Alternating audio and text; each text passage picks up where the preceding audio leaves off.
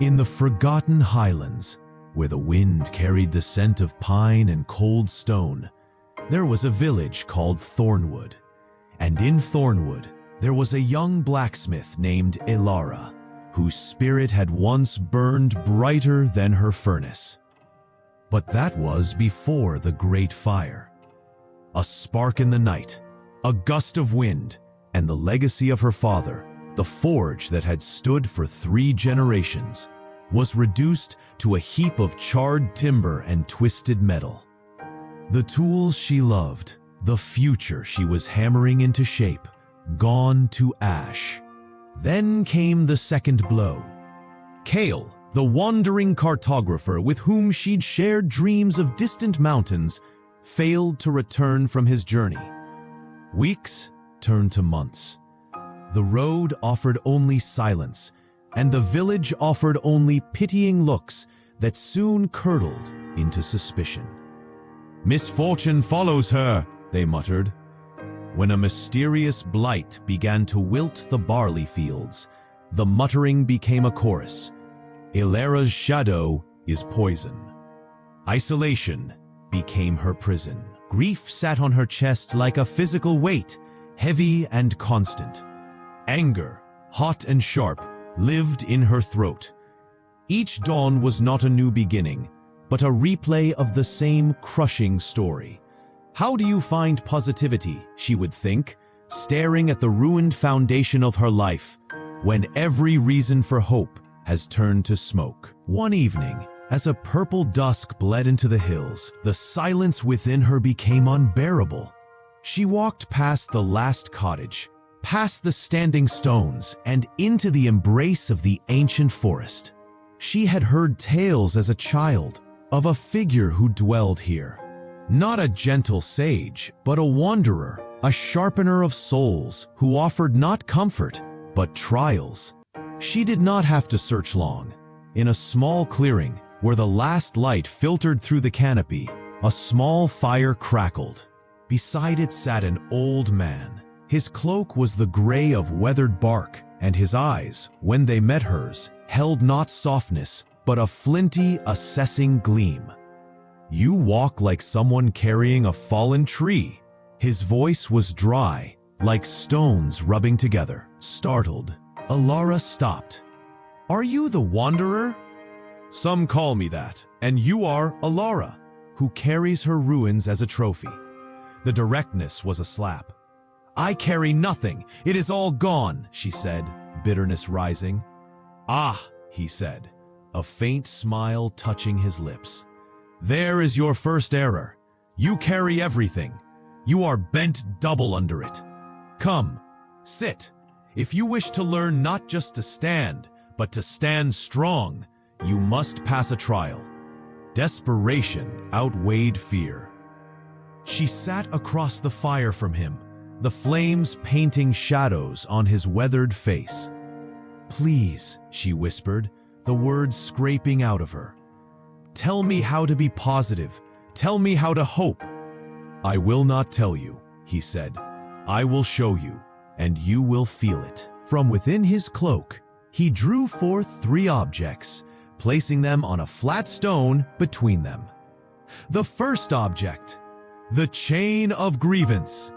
It was a length of black iron chain, each link thick and crude, coldly gleaming. "This," the wanderer intoned, "is the weight you choose to carry." Before she could protest, he stood and draped the heavy links over her shoulders. Elara gasped.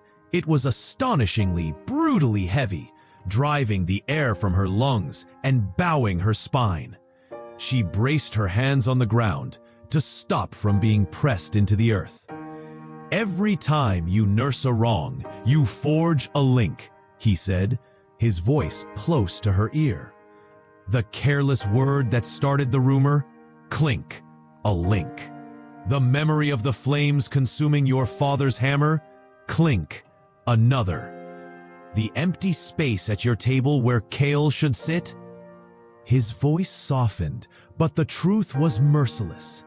Clink, you have not just remembered your pain, Elara. You have painstakingly constructed it, link by link, into this prison. Carry this, and your world will only ever be the few feet of ground you can see beneath your bowed head. Tears of exhaustion and recognition mingled on her cheeks. The chain was her resentment, her rage, her victimhood, made manifest. It was the story she told herself every single day. After a long minute, he lifted it away. The relief was so immediate, she nearly wept again, her muscles trembling. The second object, the spool of grace. Next, he held up a wooden spool. Wound around it was a thread of luminous crimson silk. It seemed to catch not just the firelight, but to glow with a gentle light of its own. This, he said, is the weight you have forgotten to feel. He took her hand, still shaking from the chain, and pressed the spool into her palm. It was as light as a breath. After the fire, Old Man Brewer brought you a pitcher of ale, not to sell, but to drink. Do you remember? Elara blinked, the memory surfacing through the haze of grief. The old man's grunt, the cool pitcher in her soot-stained hands. That was a thread. When the widow Maeve, who speaks to no one, left a loaf of brown bread on your stone wall? Another thread. The first time you heard a bird sing again after the fire, and for a second, just a second, you listened. He began to gently unwind the thread, weaving it loosely around her fingers. With each loop, a specific, small, good moment returned to her. The sun warming her neck one cold morning. The unexpected laughter of children playing tag. The stubborn wildflower she'd found growing in the forge's ashes. They were tiny, almost silly, insignificant against the chain. Alone, a thread is nothing, the wanderer admitted, tying a final, gentle knot. But your focus has been a hammer, Elara, beating only on the anvil of your loss. You must learn to be a weaver. Collect these threads.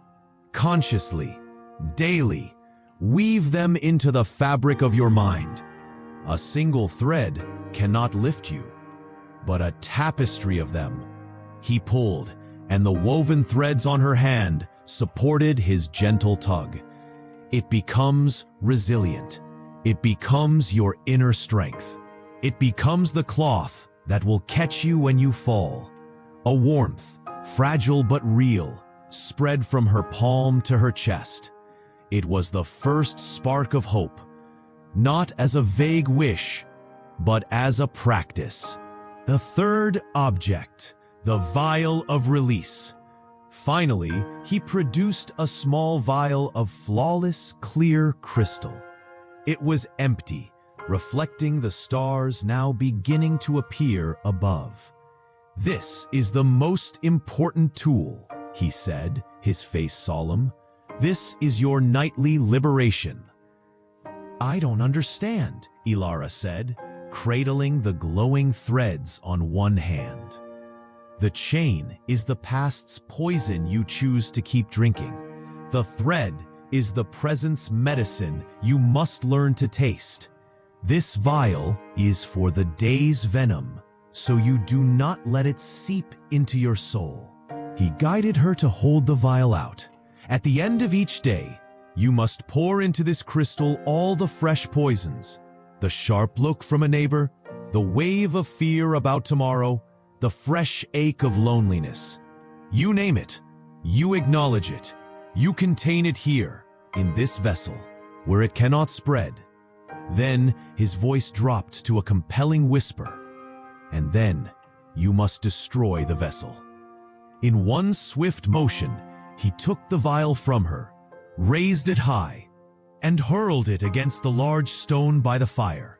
It shattered with an explosive crack, 1,000 glittering pieces scattering like frozen tears, catching the firelight for an instant before disappearing into the dark.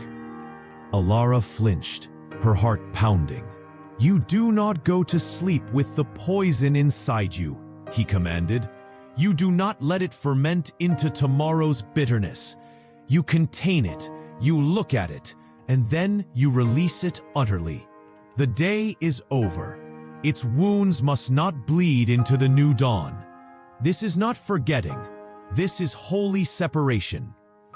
The lesson landed in her heart, not just her mind. It was a complete system. Feel the heavy truth, but don't live there. Collect the light truths actively, and violently separate from yesterday's infections. The wanderer gathered his cloak. The trial is over. The tools are yours. Forge a new life. Elara returned to Thornwood as a woman with a mission, not a curse. The next morning, she did not look at the forge ruins with despair. She felt the old, familiar weight of the chain, the anger, the loss, and she acknowledged it. "I see you," she would say to the feeling. "You are heavy, but you are not all I am." She refused to let it be the only story. Then she became a hunter of threads. She bought a small blank journal. In it, she did not write her sorrows. She wrote, "Today the baker gave me a roll still warm from the oven, a thread. And I saw 2 finches building a nest in the old oak, a thread." She sought them out, these tiny sparks of uncorrupted good, and by writing them, she wove them into her daily consciousness. Her focus shifted, molecule by molecule, from what was missing to what was persistently, stubbornly present. And each night, as the sky darkened, she performed her ritual. She would sit, imagine the crystal vial, and mentally pour into it the day's irritations, the merchant who overcharged her, the moment of fear about the coming winter, the sting of a lingering cold glance. She would visualize it filling with a dark, swirling mist. Then she would picture herself dashing it against the stone hearth.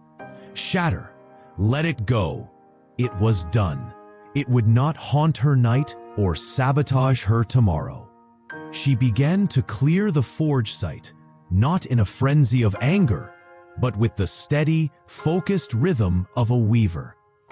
A neighbor, seeing her quiet determination, brought a shovel. Then another brought a wagon. The community, so quick to shun perceived weakness, was magnetized by her quiet, resilient strength. The village began to heal because one woman chose, daily, to heal herself. Months later, a familiar figure appeared on the road. Kale, limping, leaner, but alive. His cart had been destroyed, his leg broken in a rock slide far from any town. His tale was not of betrayal, but of survival and desperate journey back. As they embraced in the shadow of her nearly rebuilt forge, under the eyes of a village that now smiled at her, Elara understood the final lesson. The wanderer had not given her a charm to prevent pain. He had given her the tools to walk through fire and not be consumed by it. She had her love returned, not because she was suddenly lucky, but because she had built a self strong enough to deserve the reunion. We all have our fires, our losses, our seasons of blight.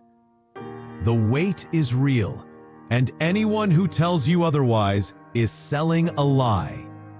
But this story gives us something far more powerful than a simple hope.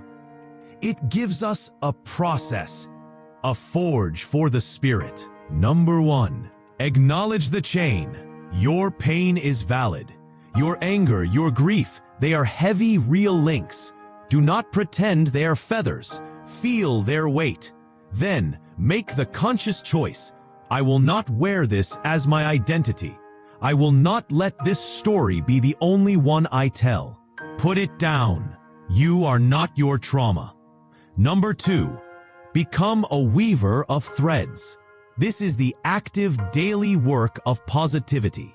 It is a hunt. It is writing down the warm coffee, the helpful text, the 5 minutes of sunshine, the completed task.